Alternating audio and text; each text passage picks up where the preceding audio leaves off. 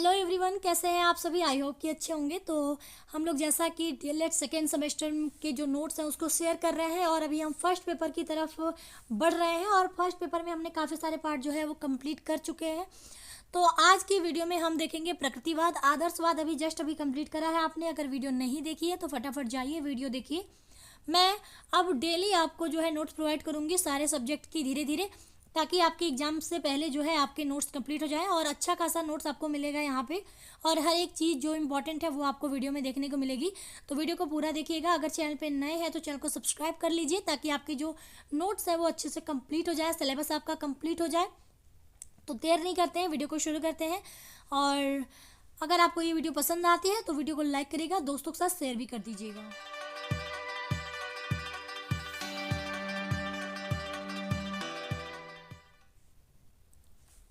तो यहाँ पे हम बात करते हैं प्रकृतिवाद की। तो देखिए प्रकृतिवाद में क्या है कि प्रकृतिवाद में सबसे पहले आप उसके अर्थ को जानेंगे, फिर परिभाषाएं होंगी, उसके अंतर्गत जो भी चीज़ें होंगी। तो स्टार्ट हम करते हैं प्रकृतिवाद के अर्थ से कि प्रकृतिवाद का क्या तात्पर्य होता है, क्या मतलब होता है। तो प्रकृतिवाद अंग्रेजी शब्द नेचुरलिज्म शब्द का हिंदी रूपांतरण है, जो दो शब्दों के योग से बना है, नेचुरल प्लस इज्म। ठीक है, ये तो सिंपल सी बात है कि जो प्रकृतिवाद को इंग्लिश में हम लोग नेचुरलिज्म कहते हैं। और ये जो शब्द है इसमें आप देखेंगे कि ये दो शब्द है, एक शब्द आपका नेचुरल है और एक दूसरा शब्द है इज्म। तो उसी चीज़ को यहाँ पे लिखा गया है। इसमें नेचुरल का अर्थ है प्रकृति से संबंधित। आपको भी पता है नेचुरल मतलब जो प्राकृतिक चीज़ें हैं, तो उसका संबंध, उसका अर्थ क्या हो जाएगा कि प्रकृति से संबंधित। और इज्म का अर्थ होता है सिद्धांतियावाद। तो इसके नाम को आप लोग जोड़ देंगे तो आपको पता चल जाएगा कि इस प्रकार प्रकृति से संबंधित सिद्धांतों का अध्ययन ही प्रकृतिवाद है। बहुत सीधा सा कॉन्सेप्ट यहाँ पे आपको देखने को मिलेगा। फिर यहाँ पे है कि प्रकृतिवाद प्रकृति को सर्वोच्च मानते हैं, क्योंकि ये प्रकृतिवाद में प्रकृति ही महत्वपूर्ण है। तो ये प्रकृतिवादी जो है वो प्रकृति को ही सर्वोच्च मानते हैं। उनके अनुसार जो है प्रकृति ही सबसे उच्च पोजीशन पे है, सबसे सर्वोच्च स्थान पे है। अब प्रकृतिवाद को पदार्थवाद या भौतिकवाद भी कहते हैं। ठीक है, प्रकृतिवाद जो है वो पदार्थवाद, प्रकृतिवाद को हम लोग पदार्थवाद या भौतिकवाद भी कहते हैं। अब प्रकृतिवाद का जो मूल सिद्धांत है उसका वो सिद्धांत क्या है, यथार्थता का। ठीक है, क्या सिद्धांत है मूल सिद्धांत, यथार्थता। जहाँ पे इंपॉर्टेंट है मैं आपको बताती चलूंगी, आप उसको नोट करते चलिएगा। यहाँ पे एक बार मैं कलर सही कर लेती हूँ, उसके बाद फिर ठीक है, चलिए। तो यहाँ पे क्या हो जाएगा कि प्रकृतिवाद का जो मूल सिद्धांत है वो क्या है, यथार्थता। अब इसके मूल सिद्धांत के कारण ही इसे हम लोग क्या कहते हैं, यथार्थवादी विचारधारा भी कहते हैं। अब प्रकृतिवादियों के अनुसार इंद्रियों के द्वारा सीखा गया ज्ञान ही सच्चा ज्ञान है। यानी प्रकृतिवादी ये कहते हैं कि अगर हम इंद्रियों के द्वारा कुछ सीख रहे हैं तभी वो जो सीखा हुआ ज्ञान है वो क्या है, सच्चा ज्ञान है। और प्रकृतिवादी आध्यात्मिकता को महत्व नहीं देते, अध्यात्म से इनका लेना देना नहीं है, क्योंकि ये सारी चीज़ें क्या है यहाँ पे है ना कि ये पदार्थवाद या भौतिकवाद यानी यथार्थता की बात ये लोग करते हैं। यानी जो चीज़ें हमको दिख रही हैं, जो चीज़ें हम देख पा रहे हैं, जान पा रहे हैं, केवल उससे इनका कॉन्सेप्ट है। तो ये अध्यात्म की बात को जो है बिल्कुल महत्व नहीं देते। आदर्शवाद में अध्यात्मवाद को बहुत महत्व देते थे, इसमें आध्यात्मिकता को जो है महत्व नहीं दिया जाता। यहाँ तक आपको आई थिंक ये सारी चीज़ें क्लियर होंगी।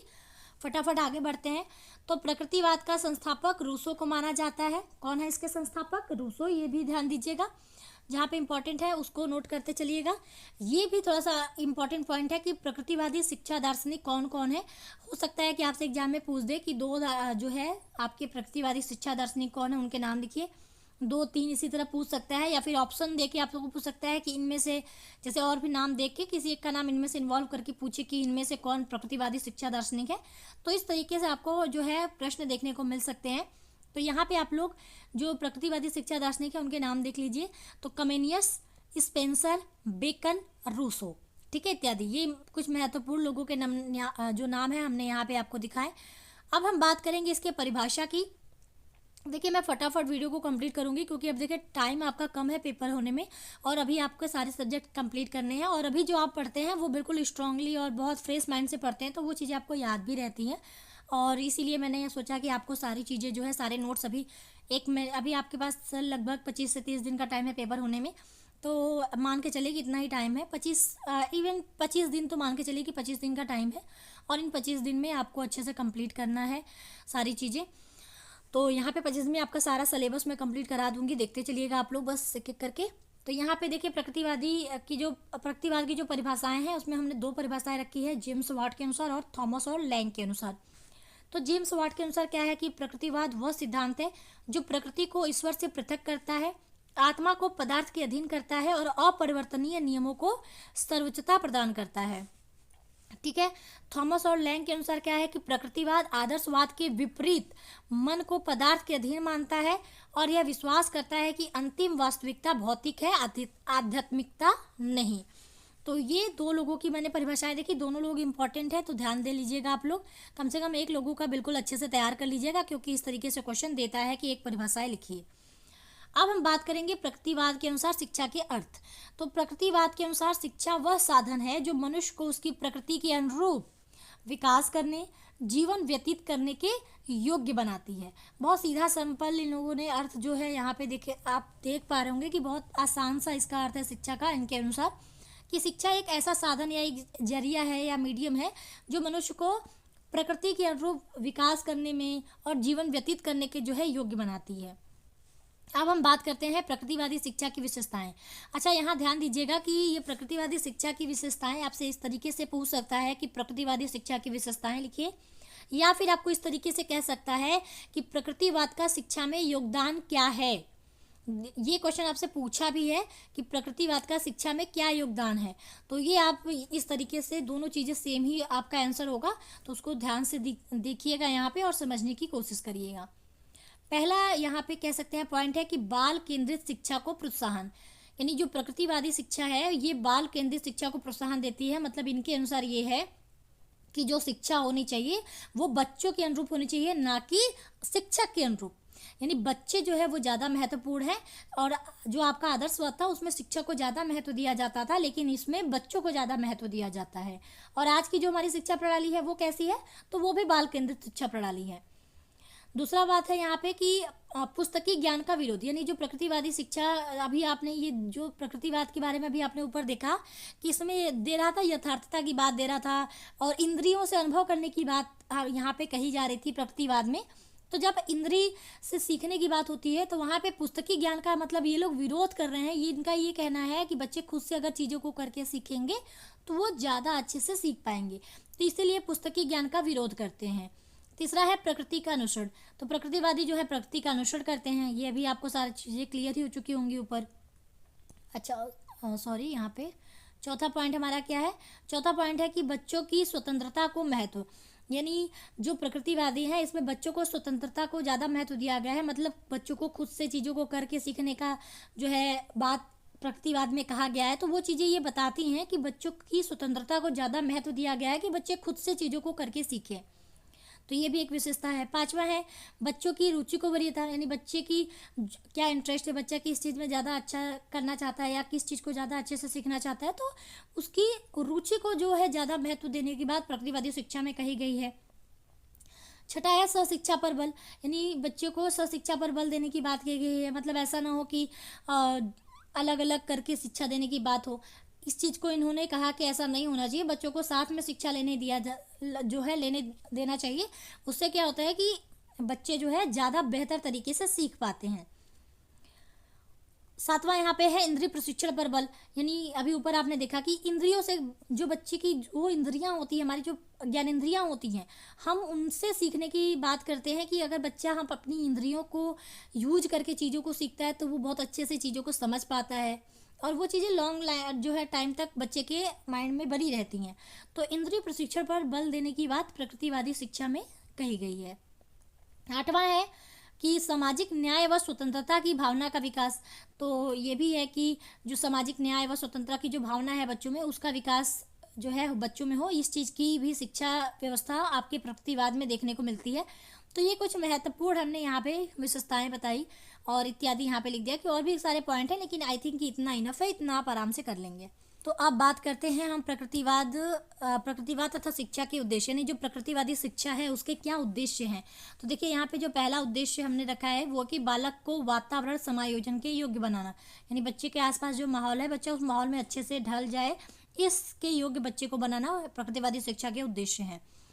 दूसरा है सुख प्रदान करना, क्योंकि प्रकृतिवाद, भौतिकवाद और यथार्थवाद साथ ही इसको हम लोग, आपने देखा ऊपर भी हमने कहा कि ये जो है इसे भौतिकवाद भी हम लोग कहते हैं। तो भौतिकवाद का मतलब कि इस जो ये वातावरण है इसमें बच्चा रह रहा है तो यहाँ पे जो भी भौतिक सुख सुविधाएं हैं वो बच्चा ले पाए। तो प्रकृतिवादी शिक्षा का ये उद्देश्य है कि सुख प्रदान करना। तीसरा है बालक के व्यक्तित्व का स्वतंत्र विकास, क्योंकि इसमें बालक की स्वतंत्रता को महत्व दिया जाता है, बच्चा खुद से करके सीखे, इस चीज़ को स्वतंत्र जो है महत्व दिया जाता है। तो बालक के जो व्यक्तित्व का स्वतंत्र विकास है उस चीज़ पर ध्यान दिया जाता है प्रकृतिवादी शिक्षा में। और चौथा है जीवन संघर्ष के योग्य बनाना, यानी बच्चा आगे जाके अपना जीविकोपार्जन अच्छे से कर पाए, आगे जाके अपनी सुख सुविधाओं, भौतिक सुख सुविधाओं का लाभ ले पाए, तो इसके योग्य बनाना, यानी जीवन जीने के योग्य बनाना, जीवन संघर्ष के योग्य बनाना भी प्रकृतिवादी शिक्षा के उद्देश्य हैं।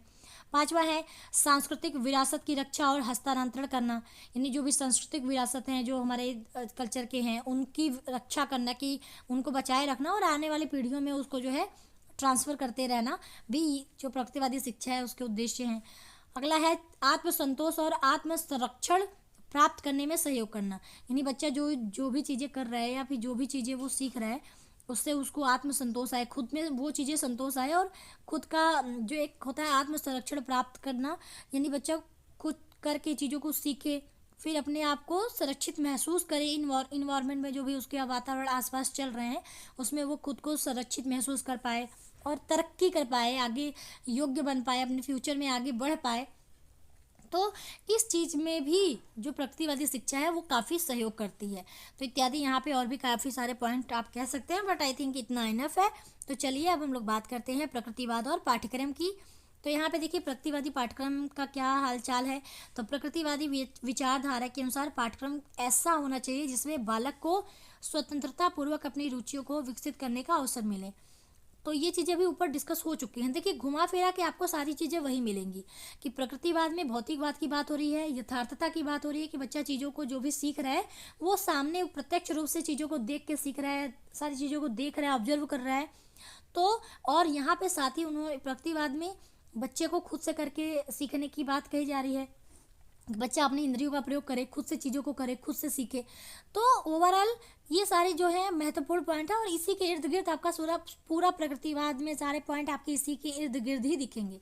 तो यहाँ पर भी वही है कि भी जो पाठ्यक्रम है वो प्रकृतिवाद में कहा गया है कि ऐसा होना चाहिए कि जो बच्चा है वो अपनी रुचियों को अच्छे से विकसित कर पाए, स्वतंत्रता पूर्वक विकसित कर पाए। ऐसा ना हो कि बच्चों को फोर्सफुली किसी चीज़ में इन्वॉल्व किया जाए कि आपको यही करना है भले उसका रुचि हो ना हो। इस तरीके का जो है प्रकृतिवाद समर्थन नहीं करता है। उनके अनुसार ये है कि पाठ्यक्रम वही होना, ऐसा होना चाहिए कि बच्चा जो है स्वतंत्रतापूर्वक अपनी रुचि को विकसित कर पाए, उसको इस तरह का अवसर मिले। अगला है कि प्रकृतिवाद के अनुसार पाठ्यक्रम में स्वास्थ्य शिक्षा, खेल कूद, शरीर विज्ञान, प्रकृति निरीक्षण, इतिहास, भूगोल, गृह विज्ञान, पदार्थ विज्ञान, भाषा विज्ञान आदि विषयों को प्रधानता दी जाती है। यानी पाठ्यक्रम में अब हम विषय की बात करें तो कौन कौन से विषय इन्वॉल्व किए गए हैं। तो प्रकृतिवाद में आपके स्वास्थ्य शिक्षा हुई, खेल शिक्षा हुआ, शरीर शिक्षा हुआ और प्रकृति से संबंधित चीज़ें हुई, इतिहास, भूगोल, गृह विज्ञान, पदार्थ विज्ञान, भाषा विज्ञान, यानी बहुत सारे विषयों को जो है प्रकृतिवाद में जो है महत्वपूर्ण एक प्रधानता जो है कही जा सकती है कि वो दी गई। अगला यहाँ पे है कि प्रकृतिवादी पाठ्यक्रम में धार्मिक शिक्षा को कोई स्थान नहीं है। तो ये भी ऊपर हमने डिस्कस कर लिया कि प्रकृतिवाद जो है वो कभी भी अध्यात्मवाद को समर्थन नहीं करता, तो इसमें धार्मिक जो शिक्षा है उसका कोई स्थान नहीं है। तो ये हो गया पाठ्यक्रम से संबंधित सारे पॉइंट। इस तरीके से जैसे आपसे पूछता है कि प्रकृतिवाद और पाठ्यक्रम के बारे में बताइए, या प्रकृतिवाद और शिक्षण विधि के बारे में बताइए, या कह सकते हैं कि प्रकृतिवादी शिक्षण विधियाँ क्या क्या हैं, तो किसी भी तरीके से आपसे क्वेश्चन घुमा के पूछ सकता है। अब हम बात करें शिक्षण विधियों की, तो देखिए प्रकृतिवाद में कई नवीन शिक्षण पद्धतियों का प्रतिपादन किया गया है। इनमें मुख्य है कौन कौन सी शिक्षण विधि हुई। तो पहले तो करके सीखना, आपको भी पता है कि इंद्रियों का प्रयोग हो रहा है तो बच्चा खुद से करके सीखेगा। खेल द्वारा सीखना, क्योंकि खेल में भी बच्चा खुद से ही सीख रहा है, रुचिपूर्वक सीखता है। निरीक्षण विधि इसमें थी इन्वॉल्व की जैसे किसी चीज़ को बच्चा खेल रहा है तो बच्चों का निरीक्षण किया जाए, उनके अनुसार जो है बच्चों को सुविधाएं दी जाए, बच्चों को जो है और महत्व दिया जाए, जहाँ पर उनको सहायता की जरूरत है वहाँ सहायता दी जाए। तो ये सारी विधियाँ यूज होती थी। ह्यूरिस्टिक विधि यानी खोज विधि जिसे हम कहते हैं, तो ये भी उस टाइम थी, क्योंकि ये भी एक जो है बाल केंद्रित विधि है। और डॉल्टन विधि हुआ, मॉन्टेसरी विधि हुआ इत्यादि। तो ये सारे कुछ महत्वपूर्ण शिक्षण विधियाँ थी जो कि प्रकृतिवाद में थी। तो यहाँ तक हमने आपको सारी चीज़ें बता दी। अब कुछ और पॉइंट बचे हैं, जैसे प्रकृतिवाद, शिक्षक, शिक्षार्थी जो भी होंगी, अब वो नेक्स्ट वीडियो में कवर कर देंगे इसके पार्ट 2 में। अब मैं जल्दी जल्दी वीडियो आपके साथ शेयर करूंगी और छोटे छोटे वीडियो शेयर करूंगी, ताकि आपको दिक्कत भी ना आए और आराम से जो है अपना जो ये कंप्लीट जो सिलेबस है वो अच्छे से कंप्लीट कर पाए। तो चलिए अब हम इसके पार्ट 2 में आपसे मिलते हैं, और आई होप कि आपको ये वीडियो पसंद आएगी। जहाँ पर आपको दिक्कत है आप कमेंट करके पूछ सकते हैं और आपकी पूरी हेल्प की जाएगी। और चैनल पे बने रहिए, चैनल को सब्सक्राइब कर लीजिए। अभी के लिए टेक केयर, बाय बाय, जय हिंद।